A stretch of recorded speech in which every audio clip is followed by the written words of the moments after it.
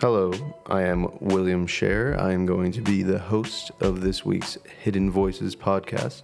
Last week, we had the pleasure of talking about faith, identity, and belonging, and today we are going to talk about the World Cup.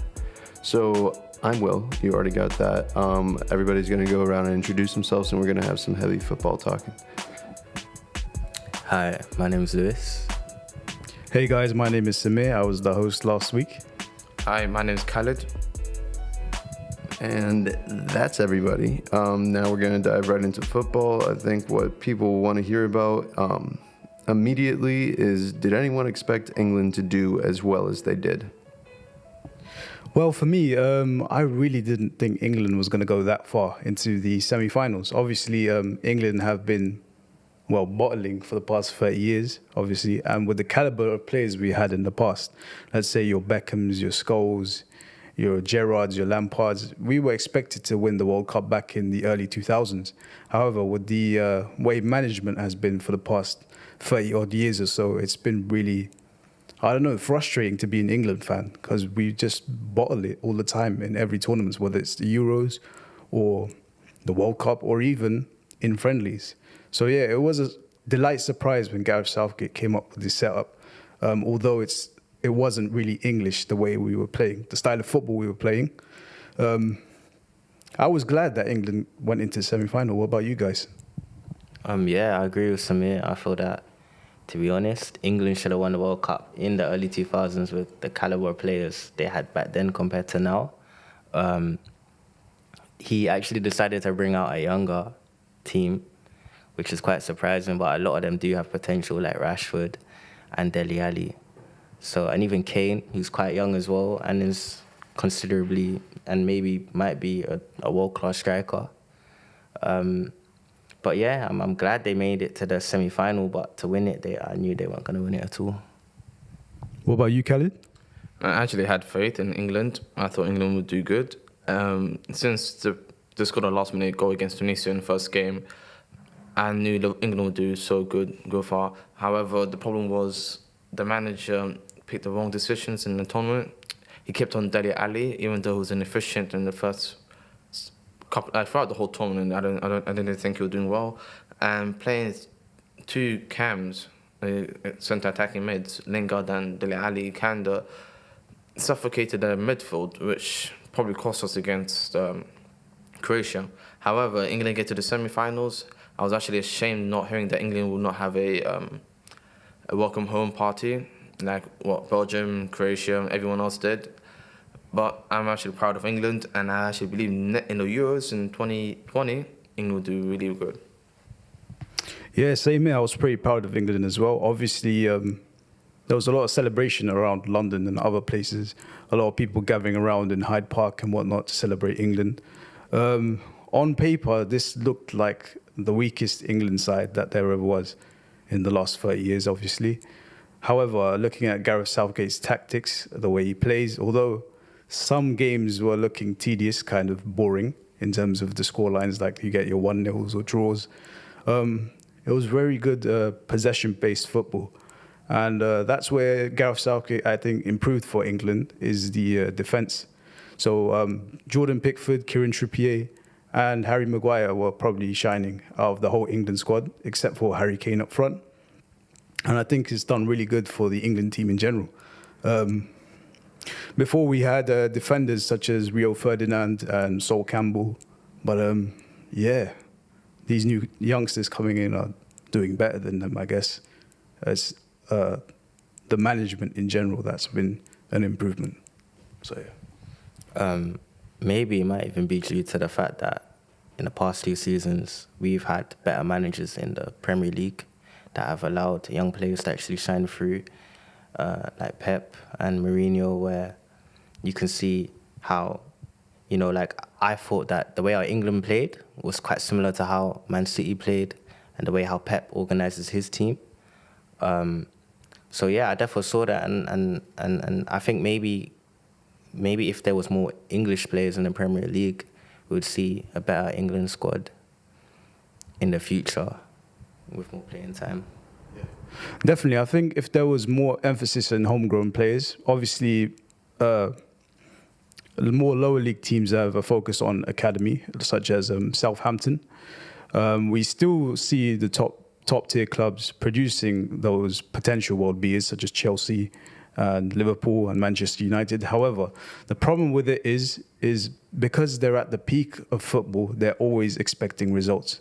And obviously, when you're developing youth players, you don't automatically get results. It's always step by step. So that's the problem. A lot of our youth players go out on loan. For example, for Chelsea, they take their players on loan to Vitesse in the Eredivisie.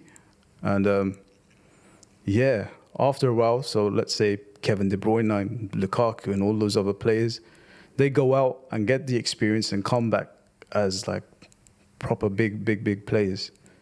In terms of homegrown players, I guess there's always been that thing with England where we put a lot of pressure on them based on one or two performances that they do. So let's say Theo Walcott being a big example. Back when he was young, Theo Walcott did impress for England at the international stage, but he did have a lot of pressure on him and he didn't follow up with it. So I think what England is now and how we're dealing with the pressures of media and other people, I think we've got a strong balance, I guess, in terms of dealing with that pressure. What do you think, Kelly? Yeah, that's one of the things I hate about English media is how they kept on sticking on Raheem Sterling. I believe Raheem Sterling was one of the most important figures in England in this World Cup. He, even though he didn't miss chances, he posed a threat to the enemy, to the opponents. However, for some reason, the media kept on criticizing his thing, which divided the nation. Instead of supporting the England national team, those dividing fans amongst each other, saying that Raheem Sterling shouldn't start. And I believe Raheem Sterling should have started ahead of Rashford. The reason why is because Rashford doesn't have the speed and acceleration as Sterling does, and the way Gareth Southgate put Sterling up front and make him attack, go behind the line and force the defending go back and force the midfield to go and support the defence, allowed England to play from the midfield, from the back and go up front. While if we had Rashford on instead, it would be difficult to do so. And as you can see, against the game against Belgium, he wasn't really playing that well, even though he had a great chance. But he didn't pose the same threat as Raheem Sterling. Yeah. So this was one of England's best performances in a while, and obviously at youth level, England have impressed. They've won the Under-20s World Cup, I believe, and the Under-17s. Do you believe if these young players, graduate in the next 4 to 8 years or so, do you think they're able to bring it home for England? I think they won't have the opportunity to actually gain experience in top football to be actually able to grow and reach their full potential. I feel that managers need to allow them to get good playing time and stop sending them out on loan, let them actually play in the Premier League against the top players and let them learn from other players on their team. So Van Gaal, he was, to be honest, he's not the greatest manager for United, but he definitely allowed quite a few youth players to actually shine at United, and we got one of the best, Rashford. And I feel that needs to be implemented more in the Premier League for these young players to actually, gain the experience and play at a top level. Yes. Unfortunately, England under-19 got knocked out from the European Championship, even though they won it before. But one model I really like is the German model, how they develop the youth. For instance, back in 2002 when Germany did really bad in the World Cup, was it? Or was it 2004 Euros? They completely changed the whole dynamic of the squad, and they allowed the more young players to come in. And now you see players from the unders going to their first team, for instance, like Mesut Ozil. They managed to do so well and managed to become a threat once again, and finally won the World Cup after so many years. But to be honest, if England do manage to graduate the youngsters into the first team, they'll do really well. However, like Lewis said, they need more first team experience. in a club level, which gives him more time. And I really do believe that's one of the reasons why Raheem Sterling managed to do so well and managed to impress so many people, because he had so much time underneath Guardiola. However, if Marcus Rashford had the similar game time for Man United, instead of coming on as a super sub or coming on for a limited amount of time, I think he has really, really big potential, and I think England could have really benefited from that. So yeah, I think we all agree that England would benefit out of developing our youth players as long as they get proper first team football in the Premier League. And so yeah, the next tournament is the Euros 2020. Where will that be held? Do you guys know? Or I have no idea. But we do know that the next World Cup will be held in Qatar in December. Quite a challenging tournament, isn't it? Even though it's December, it's still Qatar. It's very hot. Yes. Very, very hot. It will mess up the fixture as well for Premier League fixtures and domestic fixtures throughout the whole world. Yeah. But I don't know. Russia was a success. Qatar, I don't know about that, because Qatar is not really a football nation, and the fact that the weather, the stadiums, and it kind of mess things up. The timing as well. I highly doubt they'll change the venue of the World Cup unless something serious really happen. Of course, yeah.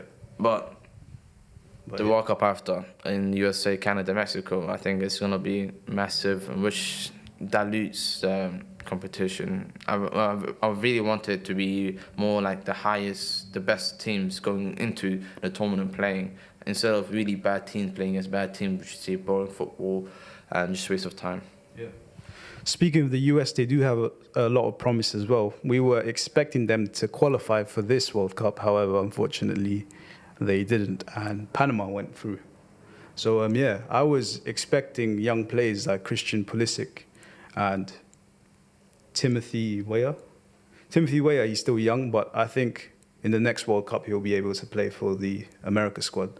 And so, yeah, I think football in general, or soccer over there, is really taking off in America with all of these MLS franchises turning up, all these like big footballers going to retire at the MLS. So yeah. So in general, yeah, the World Cup, for the World Cup, I think there's going to be good tournaments to come, I think, for youth players. Do you think this World Cup was a good tournament for youth players? I think in general for youth players in England, yeah, it was a good tournament. However, I think this World Cup showed more of a transitional phase, I guess, compared to the 2014 World Cup where we saw Germany at its peak. I think a lot of the players that were in their peak back in 2014 right now have really dipped, I guess. I mean, individual performances such as Ronaldo and Messi, they still impress us. However, as a team in general, teams like Portugal and Argentina, they just really dipped. It's been a shock. So I think that's just a cycle of how teams work, basically. So you're not going to be in your peakest form always. So as the years go by, you need to have the right management in being able to recycle the amount of talent that you put into the team, and whether or not it's worth to keep that talent. Because obviously form is temporary. Even though we do get record breakers and whatnot, form is always going to be temporary. So, yeah. Yeah. Will, take us to another question. Yeah, absolutely. It was interesting talking about the whole USA thing. I apologize on behalf of the USA for not being able to make it into the World Cup. I hope you missed us. Speaking of international teams, more so, out of everyone, who were your top picks going into the World Cup and why? I'd say we start with Kaled this time. Like always, for every World Cup, I support all the African teams. Don't really care who qualifies. I'm just supporting them. It was disappointing this World Cup that none of them did qualify for the first time over like 60 years or something. In terms of teams that will go really far, I believe Croatia went really far. Everyone in the beginning of the tournament said they were dark horses. I believe in them. They had a really strong midfield, great keeper, great attack. However, unfortunately, they lost to France. After seeing the performances of Germany and Spain and this team's favourites, I believed France learned from the mistakes, learned from the 2016 World Cup. Like Simon was saying earlier, instead of individual performances, there was more collective, more played as a team. Griezmann even said that in the 2016 Euros, he scored most goals. So this tournament, he decided to score less goals and help the team instead, which put his ego to the side, which allowed him to help the team. While teams like that focus more on individuals, for instance, everyone was focusing on Messi for Argentina, for Messi to pick something up. It was sad to see how everyone put so much pressure on these individual players and blamed them for everything, yet it was a team sport and the team did bad. Personally, I supported Mexico initially, just because they were the underdogs. This is before they beat Germany, and when I did watch that game, I realized that they were amazing on the counter-attack. Their speed was, they couldn't match anyone else, sort of. But obviously after Mexico, went out, I said to myself, it was going to be England. But, my favourites to win, realistically, would have been France, hands down, because they are a complete team. Their midfield, experienced midfield, world-class players throughout the whole team, to Varane, world-class, Pogba, world-class, and Griezmann, world-class. Their spine is just a world-class spine in the team, and I feel that they definitely learned from their loss in the Euros, and they really tried to make a point, and you could tell by the way they played. They destroyed teams in that World Cup. The final, they completely destroyed Croatia, and you don't really see that in the final. They played with passion and they played without fear, and I think that's what got them the win, to be honest. For me, I think there was 4 potential finalists on my list. Obviously, the first 2 were going to be Belgium and France, and they did manage to get into the semi-finals. And the other 2, unfortunately, were Germany and Brazil, just because of the caliber of players they've made in the last 4 years. Obviously, Germany being the defending World Cup champions, I expected them to give their all. But unfortunately, they shocked everyone by losing to Mexico, who looked like a really good prospect team in terms of players like Irving Lozano. So, yeah. And as for Belgium, they refer to this Belgium team as the golden generation of Belgium, just because of the quality, the sheer quality of players that they have, as well as the, the formations were kind of weird for Belgium. I think that's what really cost them against France. Yes. Obviously, they play, 5 at the back? Yes, they had to put De Bruyne on the wing. Instead of making Lukaku play out front, because it was Meno, he got suspension, the left back, so they had to change everything. They had no other alternative, which cost them so much, because the game before France was against Brazil, and they made Lukaku play on the wing, which was more effective, where he came from the wing and into the central. But De Bruyne played more in the central, which he loves to play in the central. However, losing the left back, they had to change the formation. So I think for the next World Cup, Belgium will definitely focus more on bringing fullbacks into the squad.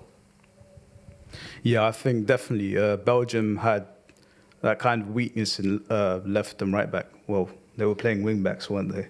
So yeah, their only really solid wing back was Thomas Meunier, and in the France game he was suspended, yeah, 2 yellow cards. So right before Thomas Meunier, the only other wing back we really know that plays for Belgium was Jordan Lukaku back in 2016. In terms of Roberto Martinez, and now that Thierry Henry has gone to Aston Villa as their manager, they really need to change out their formation and the tactics, I think, because in general, Belgium looks like a really strong attacking team, But if you play the formation to possession, obviously, with all the caliber of players up front, you're not going to get the most out of them. So with the players that you already have, De Bruyne, Hazard, Lukaku, all these guys, if you were to play to their strengths, I think Belgium definitely had the chance of winning the World Cup this year. They did go undefeated until the semi-finals. And so, yeah, Belgium. The other two were Brazil and Germany. Germany already talked about. Brazil, even though with the caliber of players that they had, it was quite disappointing seeing that Neymar is at his peak and the most expensive player in the world. So we're just expecting him to lead the team all the way, but it hasn't been like that for Brazil, I guess. We expected score lines to be, 4 or 5-0, but they played to, almost draws, like 1-0 and whatnot. Protect the 1-goal lead. It was, even though like the fluidity looked like Brazil, it didn't have the finesse of Brazil, you know? It was really quick play, very skillful on the ball with players like Marcelo and whatnot, but it just wasn't the Brazil that we saw in 2014. So yeah, I was quite disappointed with that. In terms of the final four that we had with Croatia and England and obviously France and Belgium, yeah, it was quite a irregular World Cup, I believe, in comparison to the others in the past, 4 or 5 tournaments, I guess. All of them were proper top teams. Every game was interesting games in the past. Like, people scoring lots of goals. They wanted to play football. And I think that's one of the reasons why France won. And many people criticised France, like Hazard and Courtois and Lovren and so on, saying that France was not playing football because they was playing more defensive football and they launched counter-attacks, which I found kind of frustrating to see the caliber of players they have. I thought they would play more beautiful football like they did back in 2016. However, like I said, they learned from the naivety and they managed to play more defensive and attack, protect the 1-goal lead, and which worked to their benefit. Yeah. Speaking of France and England and Belgium and all these other teams, there has been a lot of negative response, I guess, on social media. Either negative or positive, I'm not sure what it is, but with, I don't know, quite discrimination, I guess, against the players and racism, because whenever we looked at different posts on Twitter and whatnot, these players weren't called French, these players weren't called Belgium, they're all called based on the nationality or the country of heritage they're from. Now, obviously, you don't need to take that wrong, and that could be just pride, having pride in where you originally come from. However, there was players like Benjamin Mendy who put the record straight in saying he's French, the rest of the team was French. And yeah, what do you think should have been the response to these different types of attitudes online? I think I actually heard I was listening to the radio and someone called in and they were talking about how he's not going to support England because he feels like no one represents him in that team. He said he's white British and no one in the England squad is white British, so he's not going to support them. And to be honest, I disagree with that. These people are not getting paid to play in the World Cup, and a lot of them are putting their all to try and make their team go far, represent their country, and they wear their kit with pride. Like, you don't see a player in Germany, let's say Ozil, for example, he got a lot of, he actually retired because he felt that, when Germany wins, he's German. When Germany loses, he's Turkish.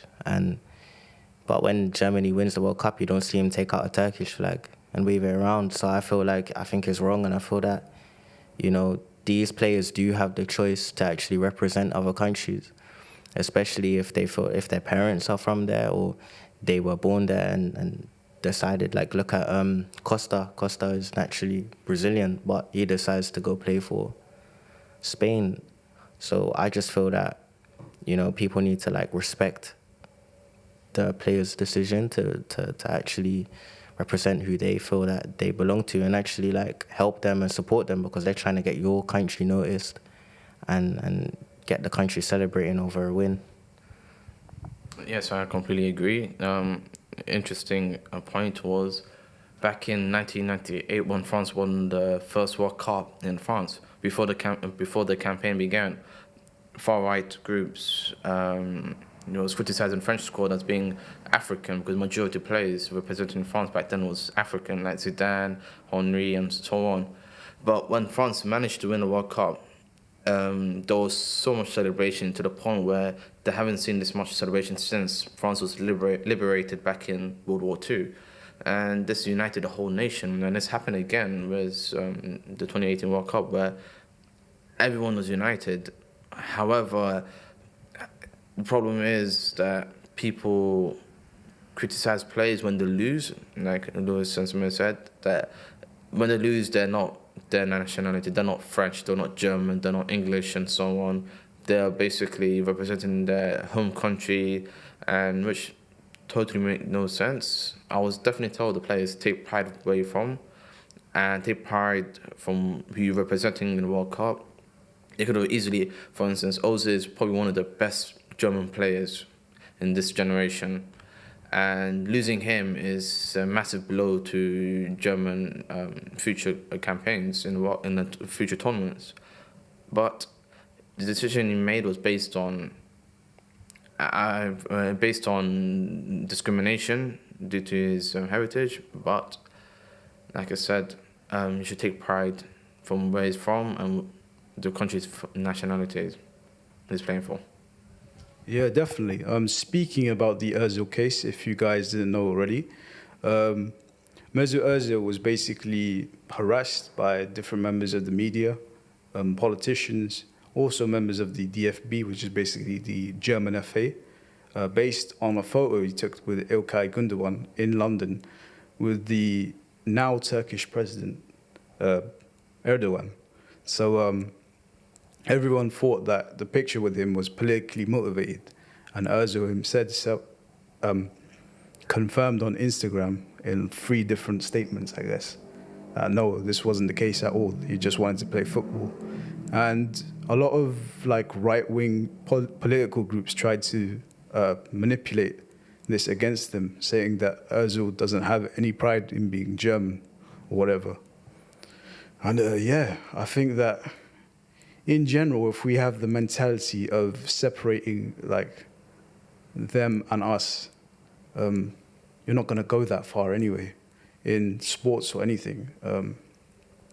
If we look at the majority of European countries right now, there is about 4 or 5 football teams which have over 50% of players from a different place of origin.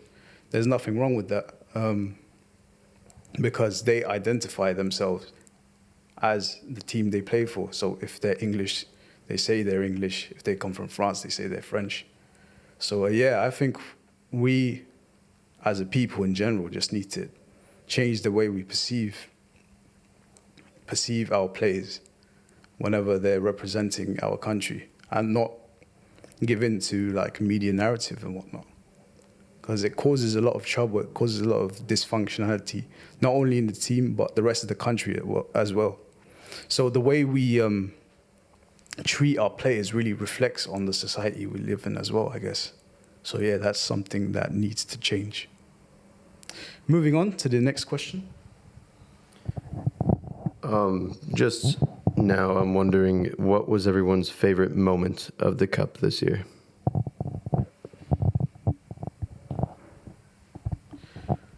Right, for me, I think my favorite moment of the World Cup was Killian Mbappe's double against Argentina. That really changed the game for France, because I don't know about you guys, but I really wanted France to win over Argentina, even though this was probably Messi's last World Cup, even though he says otherwise, but still. I really wanted France to win, and they really delivered in that game, even though Di Maria delivered one of the best goals of the tournament, I guess. From 30 yards out or 25 yards out, he smacked it right in. And then Benjamin Pavard for France, he did almost the same by smashing it into the back of the net. And obviously, Kylian Mbappe just really finessed the game for them with his pace and in general how his performance was for the rest of the tournament. So yeah, I think just Killian Mbappe in general against Argentina was a really good moment. Yeah, I have to agree. Like, I feel that looking at Killian actually, like, be a world-class player at such a young age, like, having such a big impact for the French winning, like, the World Cup, that's, like, a big deal. Another thing that was quite surprising was when Mexico beat Germany. That was quite a big deal as well. And the thing is with this World Cup, like, everything was quite surprising because a lot of the top teams did not reach their full potential. And yeah, it was just shocking. Like, everything was shocking. I couldn't really pinpoint the most, like, you know, impactful thing in this World Cup. Personally, my favorite moment of the World Cup was Pogba's goal against Argentina. Even the context was just beautiful. Even though France was controlling the game, it was losing 2-1 against Argentina, and it seems like it was slipping away. But when Pogba scored that beautiful, it was a half volley. Which, just looking at it from different angles, was just incredible, and seeing that, it was just, even though it was a Nacho scored for Spain, similar goal, the context wasn't as same because this was a knockout game. They were losing, they need to equalise, and that goal was just beautiful, and I think that will forever stick with me. My other most favourite part of the World Cup was Harry Kane scoring the winner against Tunisia in the last seconds of the game, when he managed to head the ball. Even though people criticise Harry Kane for not scoring typical beautiful goals, he does score goals like a striker, and that position he was when he scored a header when the ball went inside the box, and he managed to header in, because if England drew to that game 1-1 against Tunisia, it would have been a difficult campaign to leave the group stages. Would have had to be Panama that had to beat Belgium if they had any chance of qualifying. But when Harry Kane scored that goal, I was just screaming, jumping, shouting, and it was an incredible feeling. And I think the whole nation was doing the same. And that's when everyone had the belief that England will do really well this World Cup. And yeah, England did do really well in this World Cup. I think another great moment in the World Cup was, obviously, when we talk about individual performances, Ronaldo's hat-trick against Spain. That was probably one of the first, like, shocking moments of the World Cup. Obviously, there was, like, a lot of battle between Spain and Portugal. Spain was taking the lead, I think, twice, and then Portugal came back, obviously, with Ronaldo. And in the dying minutes, Ronaldo scored that, one of his signature penalty kicks. What one of our friends calls, whenever he stands for the penalty, he says, "Oh, the Pistons are out," innit? When he just pulls his trousers up, shows his leg muscles. And in the back of your head, as a United fan, you just think, "Oh, this is gonna be vintage Ronaldo. He's gonna score the goal," and that's what he did. The dead ball. De Gea wasn't getting to that, so yeah. For me, that was also another good moment in the World Cup.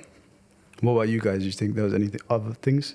In terms of full matches, I think South Korea versus Germany was an incredible game. I really feel sorry for South Korea, because if Sweden had lost to Mexico that game, South Korea could have qualified after beating Germany. Throughout the whole game, Germany was just attacking, keeping most of the ball possession. Then last seconds, Germany slipped. South Korea scored, and the second goal is Park scoring. It was way outside the goal, and I always wanted to score a similar goal like that on FIFA, but it never happens. But fortunately, Park scored. Everyone was shouting, screaming on the bench, believing that they qualified. But after when the story broke out that Sweden won and Sweden and Mexico qualifies, they were just crying. But then when I saw the news showing South Koreans in Mexico, they was being treated as heroes, and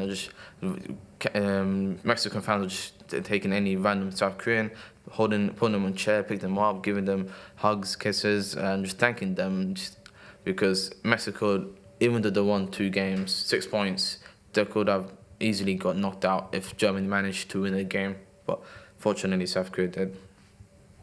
What about you, Lewis? Do you think there's any other moments in the tournament?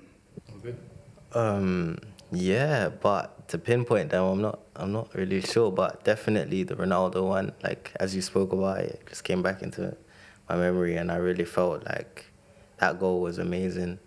Like to actually do that in the dying minutes of a game, put it down, all the pressure. You know, it's not like against the best best keeper in the world as well.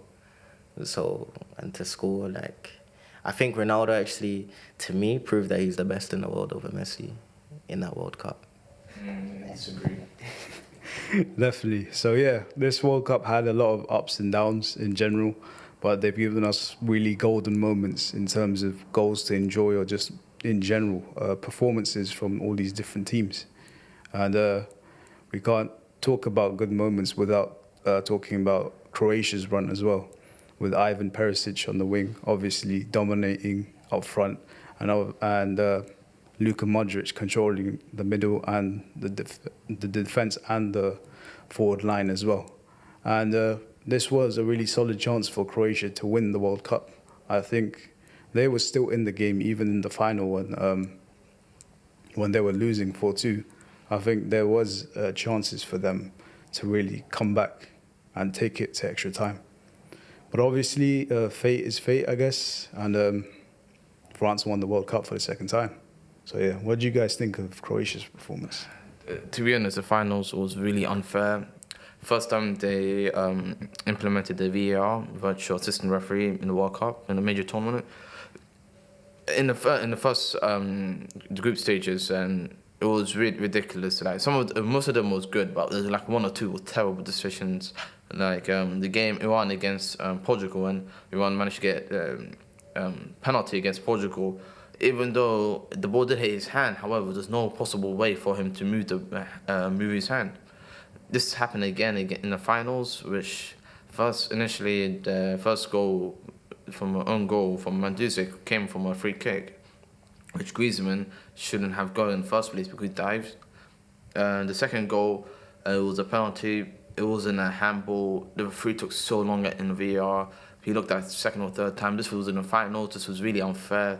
It was really harsh. Initially, the referee didn't give him a penalty, but checking VAR, which was ridiculous because the rules, I remember, kept on saying throughout the half-time, Gary Lineker kept read out the rules saying that it has to be a blatant mistake, which was not a mistake at all. And the referee probably gave into pressure once again, like a game against Iran and Portugal, to give the penalty, which was not a penalty anyway. If those two decisions didn't went to France's way, I think the game would be more open, and Croatia could have a chance of winning. But like you said, it's fate. Probably FIFA's rigged. Who knows? Yeah. What about you, Lewis? Yeah, I think Croatia had a really good team, but a lot of them are getting old. Like Modric, he's the star man of their squad, and I don't know what's gonna happen to them when he retires. But yeah, I do think Modric, you know, he actually, like, he deserved like player of the tournament. It's, like the way how he played, he pushed his team to the final. Mandzukic as well, his determination to actually get, like, you know, an extra time winner against England. They did show a lot of passion, and it's kind of upsetting that they didn't win. I was supporting France to win, but I wouldn't have been upset if Croatia won because, you know, they did have the talent to win and the drive to win it. Even though Croatia did perform well, we were still a bit salty when they beat England, obviously, in the semi-finals. But yeah, I think the whole VAR situation in the World Cup in general has been quite controversial. Obviously, we'll be seeing more of it in tournaments to come. Obviously, in the Premier League as well. Was it last year that we tried it out in the Premier League? I'm not sure. Maybe, but other leagues like the Bundesliga, they definitely tried it out. So VAR is here for a long time to stay. And obviously, we'll be getting more controversial decisions that will decide matches in the future. So yeah, next question.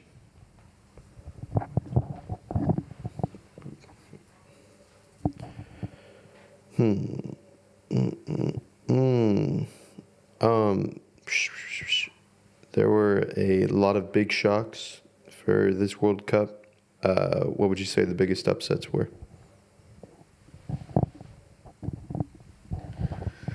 Again, I think the biggest upset was basically the final. Obviously, with the handball and the own goal by Mandzukic, it could have just torn Croatia apart morally, not morally, just in general, in motivation and whatnot. But Croatia did just keep hanging on in there, and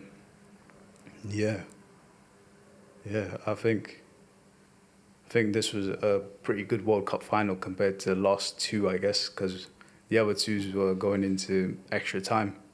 And I don't know, it felt kind of relieving to me to have finally a World Cup game decided in the 90 minutes rather than a full 120-minute match and then penalties or something like that. But the difference between this World Cup and the other World Cups was that every other World Cup, at least what I've seen, was that every team was playing to the full potential. That was out there to win it, to gain all points by scoring more goals.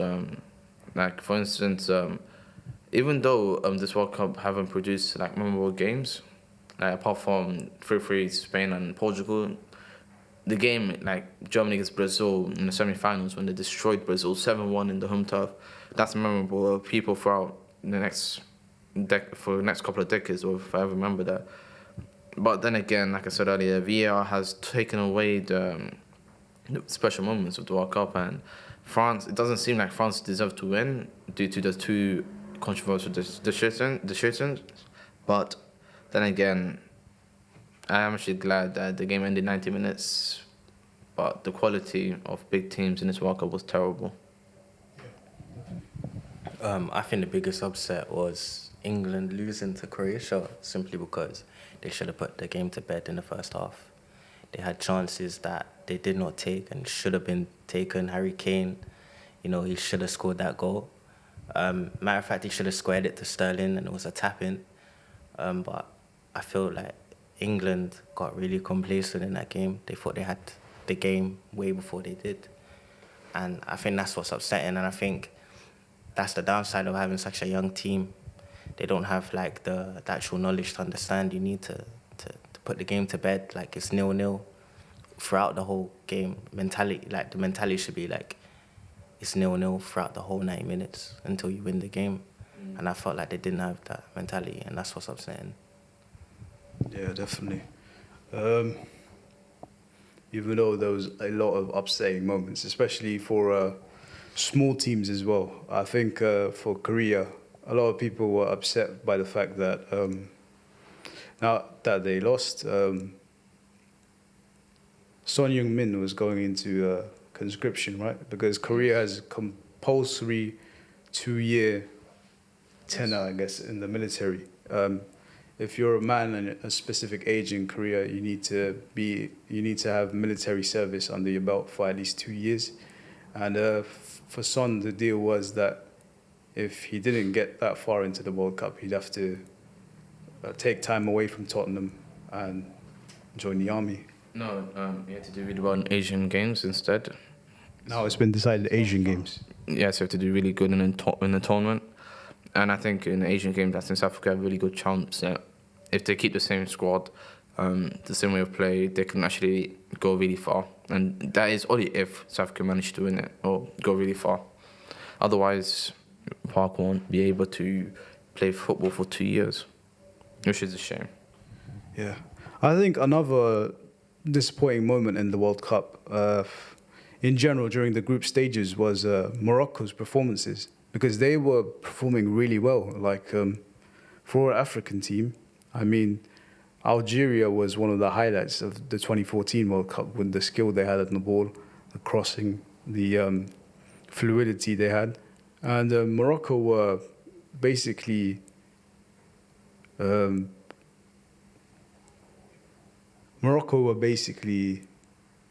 doing the same thing.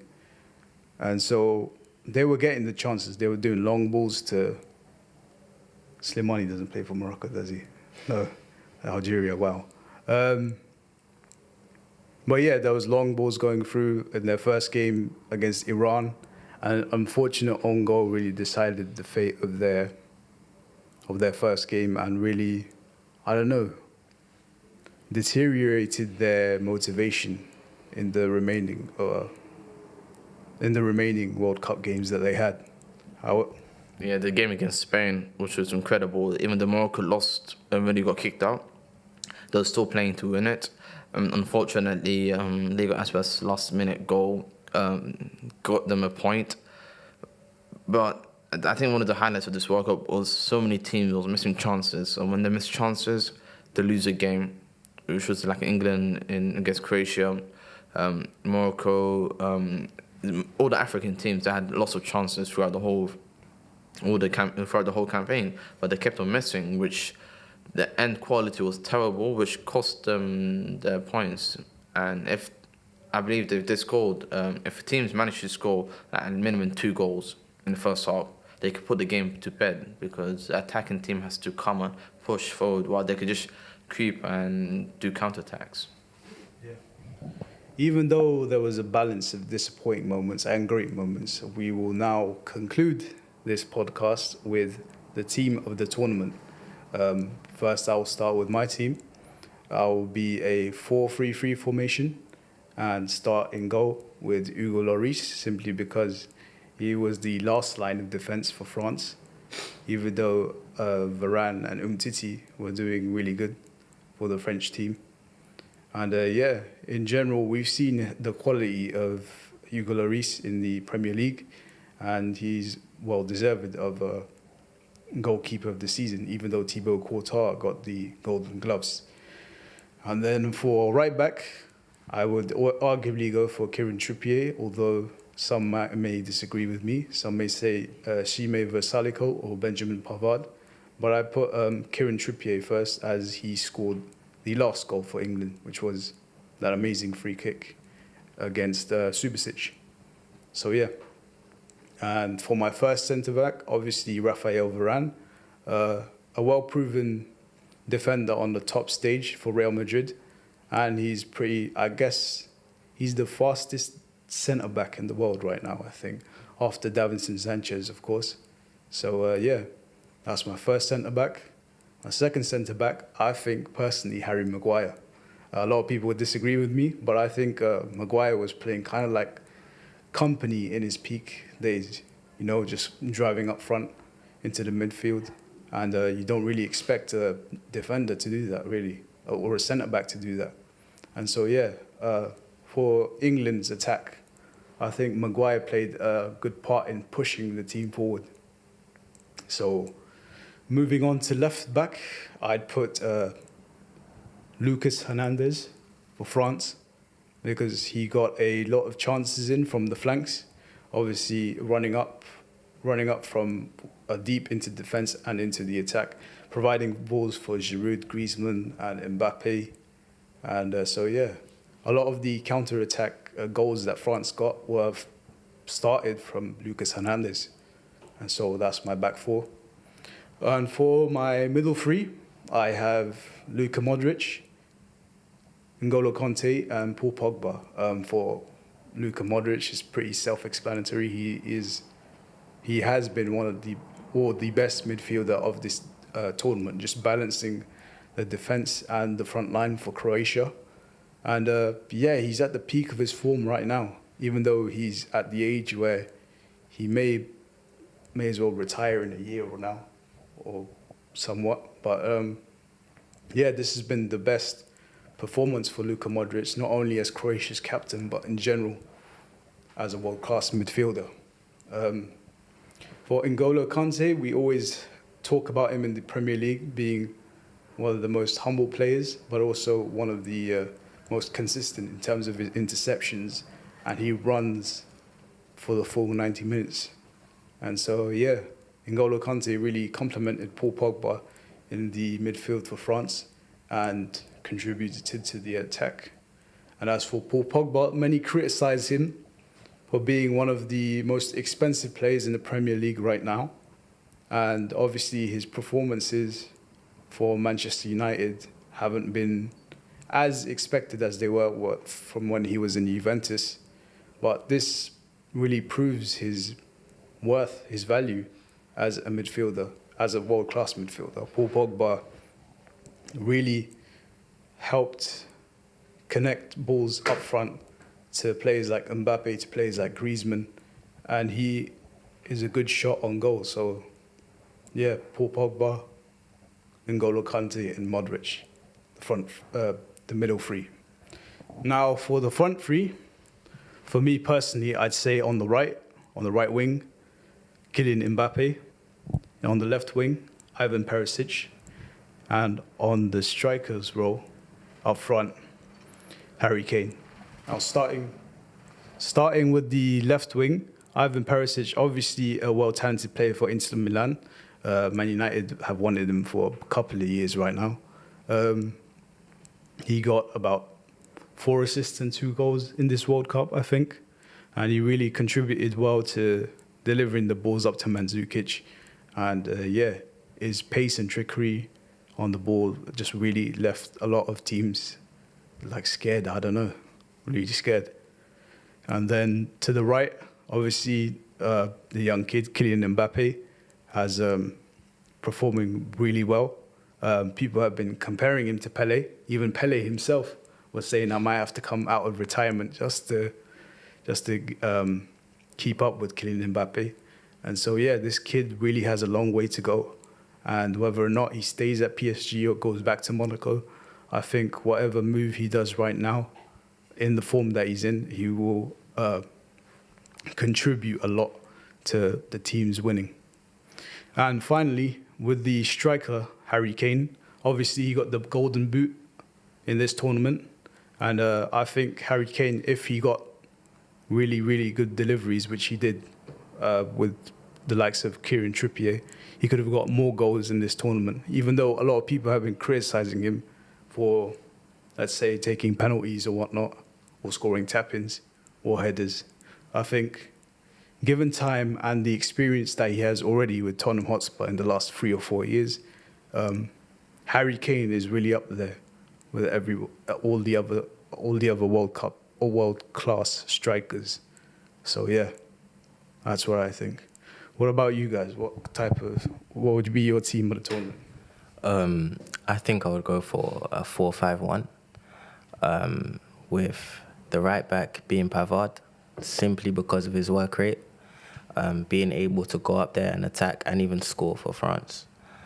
The 2 centre backs, definitely Varane. He's super fast, and he's composed with the ball. And I have to be like you as well and say Maguire, because his ability from set plays, being able to score and being a defender as well. Left back, I found it hard to find a real good left back. So I am not really sure, but from what I've seen, I would say Ashley Young.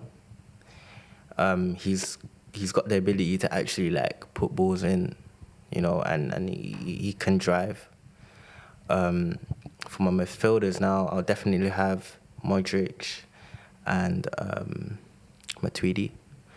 Matuidi provides defensive. He's really defensive, and at the same time, he's got amazing work rate. Modric is able to compose the midfield and find passes. Pogba also. His range of passing is amazing. Composure, being able to hold up the play so the whole team can go up. And the wingers, I would say Mbappe, definitely. He showed that, he's a top player.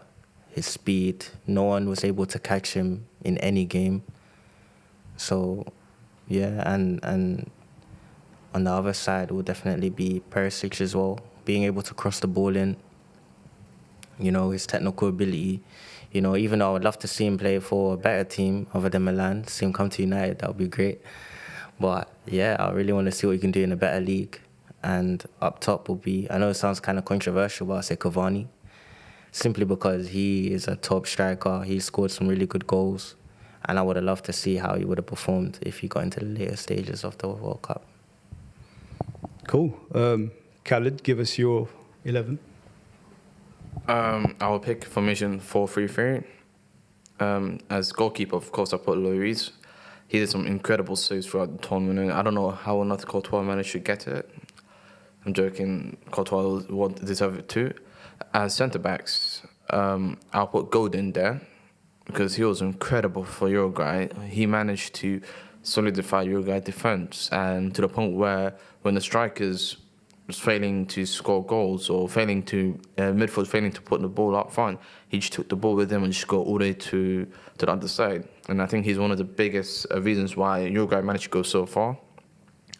His partner is either Varane, as Lewis and Samir already said, reasons why, or I'll probably most likely be inclined to pick Dejan Lovren. Not because I'm a Liverpool fan, but also the fact that he managed to help Croatia get to the finals and help Liverpool get to the Champions League final, of course. Even though he does have poor moments in games, he can be incredible when he's on peak performance. And he did really great tackles throughout the tournament. And it wasn't his fault for Croatia losing the finals, though he didn't do any major mistakes or anything. As on left back, I put Trippier, even though he did have poor moments, like he lost concentration, especially the goal against Croatia, the second goal. And also, but he does have a really beautiful right foot, which he did score that beautiful free kick against Croatia. He had really great deliverance into the box. He was fast, really good. On the other side, on right back, I'm not sure who to put there. I'll probably put Lucas Hernandez because he did help. He did really great assists throughout the tournament. As midfield, I'll put N'Golo Kante, of course, because that guy is incredible. Ever since playing for Leicester, I knew he was special. He helped Leicester win the Premier League. He helped Chelsea win the Premier League. He helped France get to the Euros finals. He helped France get to the finals, win the World Cup 2018. And his work rate is just incredible. I don't know how he can able to do that. And if the standards was on this level, I think every single CDM out there will be helping a team win so many games. On either side of him, I'll put Modric, of course. That guy his work rate once again, even in the extra time, I remember against it was Russia, yes. He was just running up and down the field. His stamina just incredible. On the other side, I'll put Ozil, not because he's retiring from Germany, but he was the best player for Germany, and he created most chances. And if Germany managed to deliver he's managed to score goals from his assists, Germany would have easily won so many games. However, unfortunately, the end quality wasn't as good. Up front, I'll put Messi, of course. Not the way he was playing for this tournament, because unfortunately the manager made him play more deep, make him play up front, and made him play more central, which was not his favourite position. You could see throughout the tournament, however, he put his ego and he put his favoritism aside, which allowed him to play more central, which unfortunately didn't allow him to unlock his full capability. And you can even see him back in 2014 World Cup. He helped Argentina get to the finals. In the Copa de America, he managed to get Argentina to the finals. And no matter what people say, I don't think anyone could get to his level, his reach. And on the other side, I'll put Ronaldo there. Even though Ronaldo was playing in his favourite side on the left, he did not that many runs in terms of chasing the ball and looking for the tackles. Well, as soon as his teammates got the ball, he made that beautiful run. He allowed them to cross the ball. And the game against Spain was just incredible. Like, his hunger for goal was just incredible. And it was shocking when I heard that free kick he scored was like 1 in 60 free kicks he managed to score for Portugal, which was kind of bizarre, thinking about his caliber in terms of his quality of free kick. Up front, I'm not sure who to put there. I'll most likely put Harry Kane. He was getting so much disrespectful. His goals he scored, was it 2 penalties, 2 deflections, 1 tap-in header. It was 3 penalties, 2 deflections, and 1 tap-in. It was a header. But then again, that's what a striker should do. No matter how he scores, he should score goals. And unfortunately, Oliver Giroud didn't do that. He didn't score goals. Yeah, he still won the World Cup, probably because he posed a threat up front, which helped his teammates to score goals. But I do think the best manager, I'll say, of the tournament probably was Roberto Martinez, because his tactics throughout the whole tournament was just incredible, because it was unconventional. No one expected that type of shape to be in the finals. People expect to have 4 defenders, 4-3-3 or 4-4-2 or 4-5-1. However, he played more like 3 at the back, 5, and then 1 up front, and he kept a change of tactics. Unfortunately, if he had more time, let's say if he had a different tournament to play like in Euros, I think Belgium could have learned from the mistakes, and I do believe if Roberto Martinez keep on managing Belgium, he can definitely help Belgium win future tournaments if they kept the same players and if they develop the players. And that's my team of 11 and manager. So yeah, there's a lot of common players in our teams, I guess. The 2 most common being Rafael Varane, obviously, and Luka Modric. And so, yeah, I think that really concludes our podcast for today. But before I do that, a question I have for our host, William. Would you be watching any more football matches since you have watched a bit of the World Cup during your time here in London? In general, how's the atmosphere been like, just viewing football around with a lot of fans and whatnot? It's been beautiful. Everyone has been extremely ecstatic about the games. Back home, it's growing in popularity. The MLS is going to be popping up. I don't know. I kind of like football now. And thank you for that, Britain, London, and all of my fellow colleagues delivering this podcast. Awesome. Well, that concludes this episode of Hidden Voices. A reminder that this will be available on scribershive.com as well as SoundCloud. See you next time.